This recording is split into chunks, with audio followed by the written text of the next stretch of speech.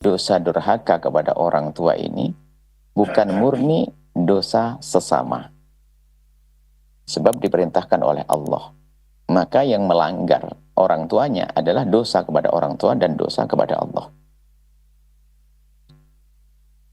Begitu juga urusan seorang istri kepada suaminya. Orang istri kepada suaminya. Maka hati-hati urusan durhaka. Durhaka kepada orang tua itu menjadi sebab, na'udzubillah, hidup itu tidak baik. Makanya seorang wanita yang durhaka kepada suami, dia akan menemukan banyak permasalahan. Di sisi sana ada kezaliman seorang suami juga pernah menjadikan sempit rezeki, sempit segala macam. Karena pada zalim kepada orang di bawah naungannya, tidak tanggung jawab, maka tidak akan ditolong oleh Allah. Kita tidak bicara tentang suami karena didatangkan seorang istri. Maka istri yang durhaka melakukan satu kedurhakaan, termasuk pengkhianatan, termasuk durhaka kepada suami, masya Allah, na'udzubillah, dosa besar. Dosa besar. Tidak kalah dengan dosanya durhaka seorang anak kepada orang tua. Nah, sama-sama dosa gede. Cuman dosa anak kepada orang tua ini memang yang sering-sering disebut selama ini. Dosa anak kepada orang tua. Maka anak yang durhaka kepada orang tua, maka tidak akan menemui kebahagiaan di dunia.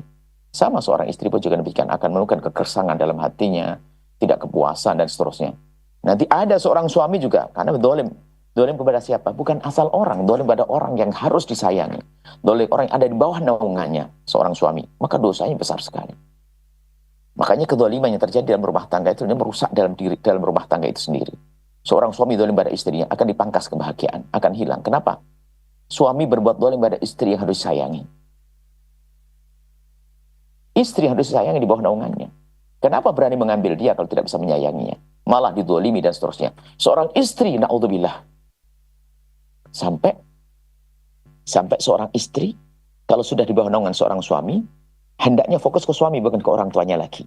Bukan berarti harus durhaka ke orang tua, tidak. Suami menjadi nomor satu. Suami menjadi nomor satu, didahulukan. Kepatuhan kepada suami. Makanya kalau ada seorang istri khianat, istri itu dia adalah membuka pintu kesengsaraan. Dan tidak bisa ditolong. Makanya hati-hati. Kalau Anda memilih seorang perempuan yang pernah berkhianat kepada suaminya, zalim pada suaminya dan sebagainya, Anda harus waspada seperti seorang yang pernah durhaka. Anda mau nikahkan putri Anda dengan laki-laki yang durhaka pada orang tuanya?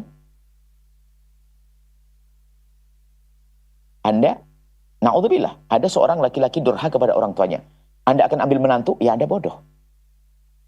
Seorang perempuan yang tampak dia pernah berkhianat kepada suaminya, lalu Anda nikahkan dengan saudara Anda bodoh. Karena dia melakukan satu tindak yang luar biasa. Maka zaliman. Sama seorang laki-laki zalim pada istrinya. Kita harus belajar dari kejadian. Kan Nabi menyuruh kalau ingin menikahkan akan memilih. Memilih. Jangan mencari orang-orang yang punya penyakit durhaka. Karena durhaka itu banyak dosanya. Tidak tahu budi, watak jelek, berani kepada Allah. Ini semua adalah kejelekan di atas kejelekan, kejelekan di atas kejelekan. Maka siapapun yang punya kejelekan semacam ini, suami yang sering zalim pada istri yang kurang ajar sama suami, khianat suami, lihat. Kalau tidak segera tobat, lihat. Biarpun katanya akan diberi oleh suaminya dikati gunung emas ini, nggak akan bisa menemukan kebahagiaan. Kenapa? Kedurhakaannya. Sama seorang anak yang dikasih modal miliaran oleh orang tuanya, tapi anak durhaka, dia akan sengsara, akan hancur. Seorang istri yang dimanja oleh suaminya dengan bermacam-macam rezeki kayak apapun, tapi sang istri tidak benar, khianat dan seterusnya, dia akan menemukan kehancuran. Karena Allah yang melihatnya. Nah, ini masalah anak tadi. Jadi, kalaupun seorang tua memaafkannya, Allah murka. Karena ini bukan murni urusan seorang hamba dengan hamba. Kalau kita nyakiti orang lain, misalnya Anda didolimi oleh seseorang, Anda maafkan, selesai. Anda maafkan, dia akan dituntut di akhirat nanti. Tapi kalau sudah semacam ini, Anda melanggar. Melanggar kepada Allah. Allah perintahkan, berarti Anda melanggar perintah Allah, bukan sekedar Anda dolim kepada orang tua. Anda telah melanggar orang Allah Subhanahu wa taala dengan melanggar perintah Allah, seperti itu. Jadi dosanya kepada sesama ya akan diampuni, akan tapi dosanya kepada Allah harus istighfar secara khusus. Makanya tobat harus melakukan tobat. Tobat kepada orang tua, ya. Tobat kepada orang tua, tobat kepada suami, dan tobat kepada Allah. Dan suami yang memaafkan karena suami baik. Tapi kalau di dalam hati perempuan tersebut, misalnya di anak tersebut, Seorang tua selalu maafkan kepada anaknya. Tapi kalau anak itu tidak mau berbakti, tidak mau menyadari, maka dia tidak akan, artinya seperti digambarkan, dia sendiri yang menutup hijab. Hijab. Jadi kedurhakaan seorang anak itu sendiri hijab. Dikatakan doanya orang tua akan dikabul oleh Allah seperti doanya Nabi kepada umatnya, kecuali untuk anak yang durhaka, karena dengan kedurhakaannya itu dia terbuat hijab. Makanya itulah. Jadi tetap saja dia akan mendapatkan hukuman kalau sang anak belum tobat. Karena dia belum menyadari, belum menyesali. Belum menyesali. Ada pun urusan pribadi antara manusia dengan manusia, iya. Manusia kalau sudah maafkan selesai, nggak akan itu di akhirat. Tapi ini sudah urusan dengan Allah.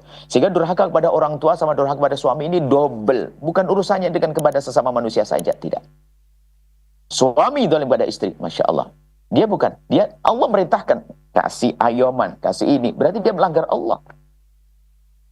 Alangkah indahnya hidup dengan menjalankan apa yang Allah perintahkan. Semakin indah. Setelah Anda menyaksikan video ini, jangan lupa berselawat kepada baginda Nabi Muhammad sallallahu alaihi wa alihi wa sahbihi wasallam.